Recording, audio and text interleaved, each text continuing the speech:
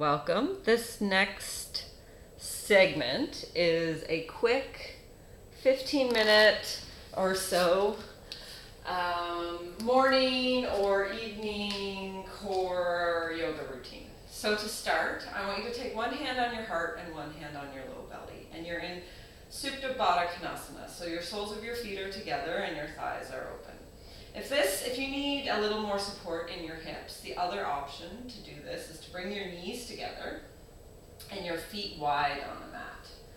The one thing to notice in this pose is to really take your toes in so you give your pelvis and your hips a little more space.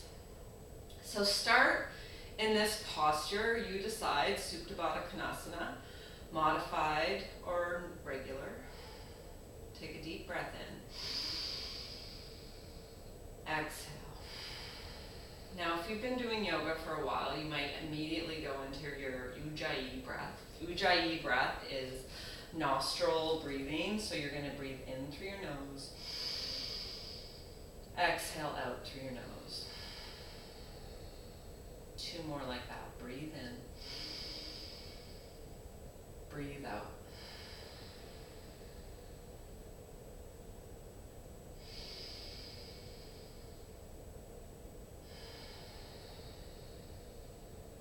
I want you to take your fingertips and bring them around your ears so they're just lightly touching your skull. Bring your elbows out wide.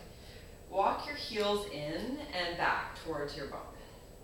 Now, we're just going to start. I want you to start with a regular crunch. So you're just coming up a little bit, bringing your shoulders off the ground and really pulling your ribs and the pit of your belly in. And we'll go for 10, 9, 8, 7, 6, 5, 4, 3, 2, 1. Don't stop. Keep going. The next level, if you want to make this a little more challenging, will be to take your shins parallel to the mat and your knees over your hips.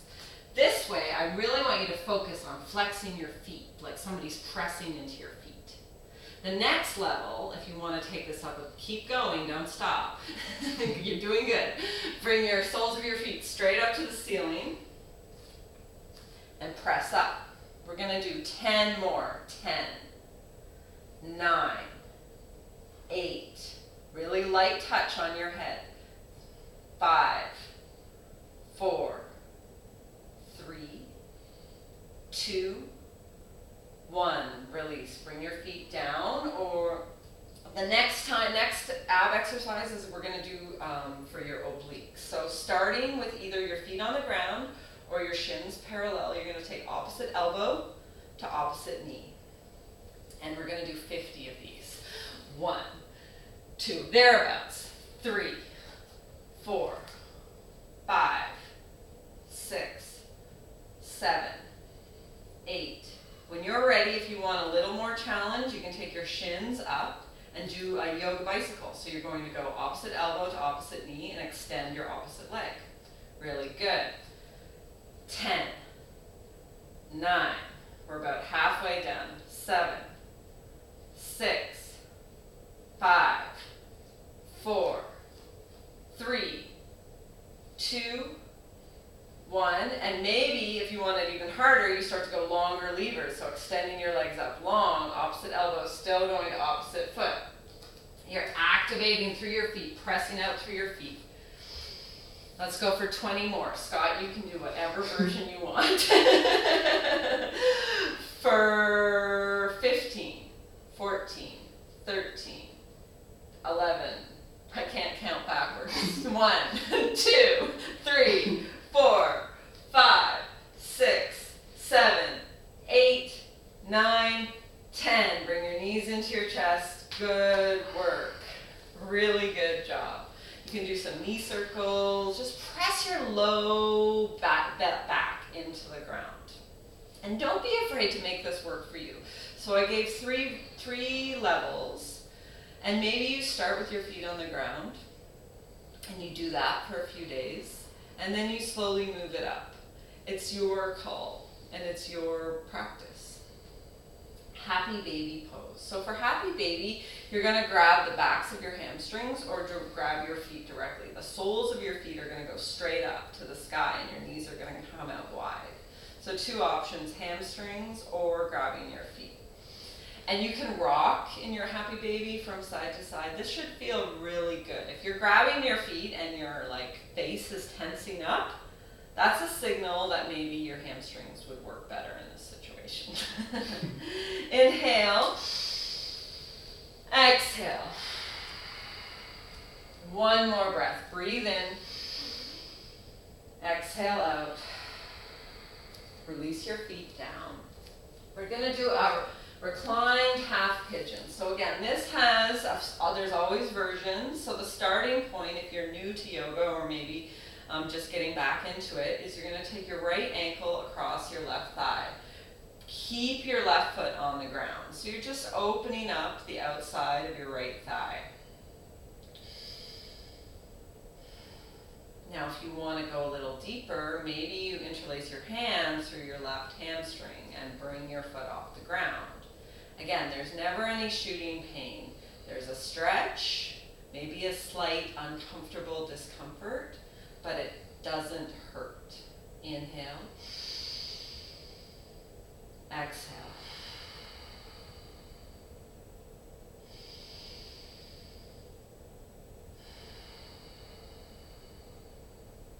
Take 2 more breaths.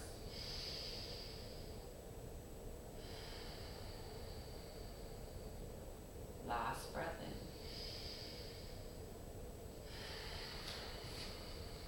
in. And shift to the other side. So for this side, your left foot is going to come over your right thigh. And you decide whether you're interlacing your hands behind your hamstring or maybe that foot stays on the ground. If you have a block or something, you could also put that under your right foot. And while you're here, come back to your presence. Come back to this moment right now. What's happening in your body? Coming back to your breath.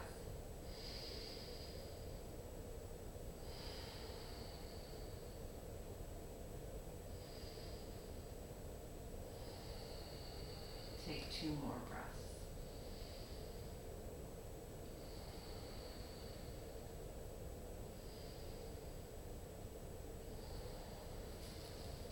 Release your foot. And take a twist. So the most basic gentle twist is just to let your knees fall to the right.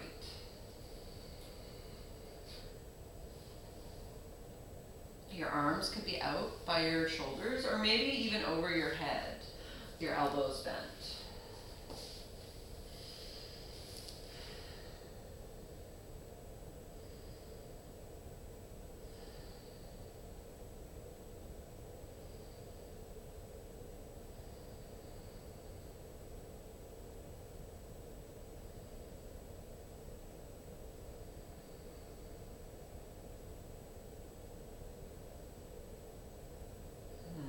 Good. Now slowly come back through center. Switch sides.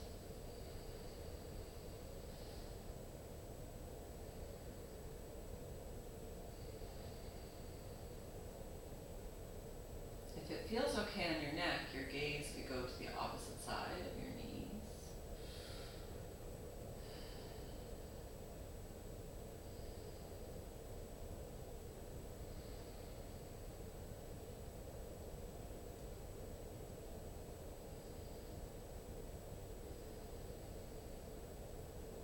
Back through center.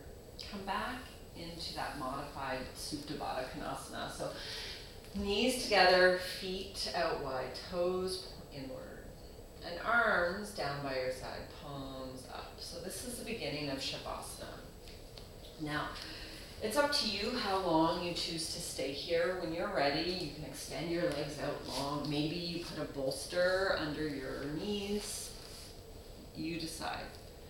Just take a few minutes, though, to really acknowledge yourself for doing this practice, for making it onto your mat.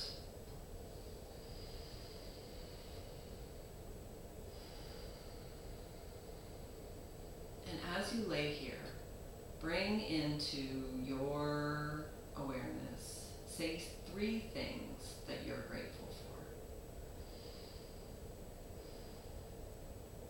for. First 3 things that come into your mind.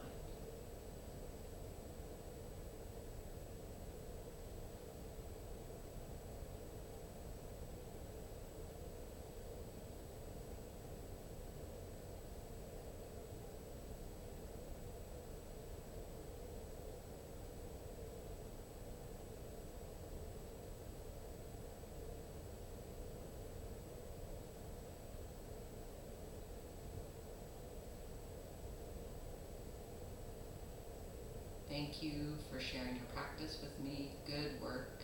Have a wonderful rest of whatever you're doing today. Take a deep breath in. Exhale. And when you're ready, you just slowly make your way onto your right side and bring yourself back up to seated. Namaste.